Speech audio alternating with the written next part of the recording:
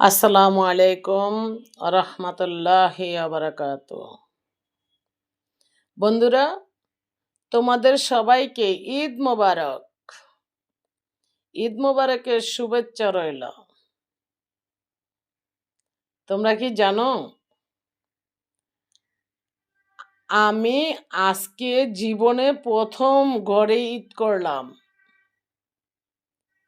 আমি অনেক ভাবছিলাম আমি কি ঈদ করতে পারবো, আমি কি ধৈর্য ধরে আমার ঘরে থাকতে পারবো। আল্লাহ তুমি আমার সহায় করো। তো আল্লাহ আমার সহায় করছেন, আমি ঈদ করছি ইনশাল্লাহ। এখন শেষ সন্ধ্যা, সারাদিন আমি কত রান্না করছি, তোমরা আমার রান্না দেখো, আর রান্নাটা কেমন হয়েছে কমেন্টে জানাও। তো রান্না দেখতে দেখতে তোমাদের সাথে আমি কথা বলি। মরে গেছিলাম, আল্লাহ রাহার মালিক আর ফেসবুক উসিলা ভালো আছি আলহামদুলিল্লাহ। সারাদিন রান্না করছি আর ভিডিও করছি আর ফেসবুকে ছাড়ছি, আরো আছে ছাড়বো ইনশাল্লাহ। কিন্তু পুরুষ,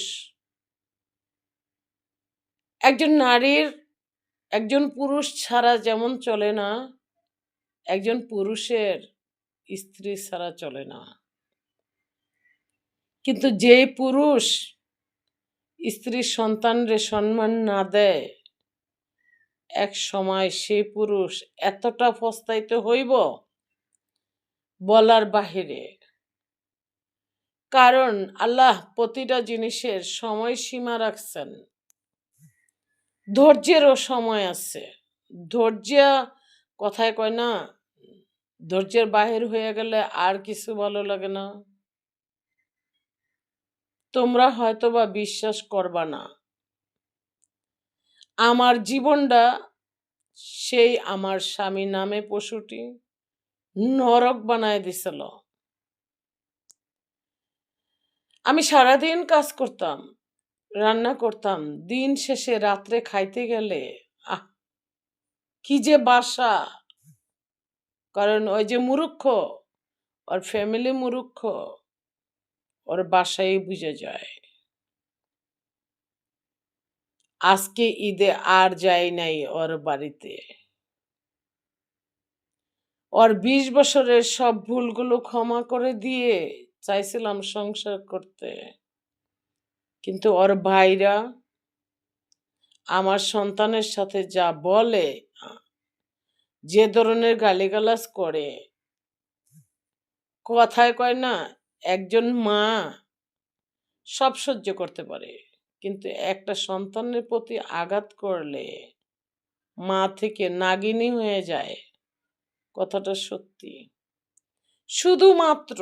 শুধুমাত্র আমি পারতাম 50,000 টাকা খরচ করেও কুরবানি দিতে, 5 লাখ টাকা খরচ করেও কুরবানি দিতে। আমি দেই নাই, আমি যাই নাই। কারণ যে পুরুষ ভাইয়ের বউগো প্রশংসায় পঞ্চমুখ, আমি রান্না করবো আর ভাইয়ের বউগো তেল মাখবো, এমন পুরুষ আমি চাই না।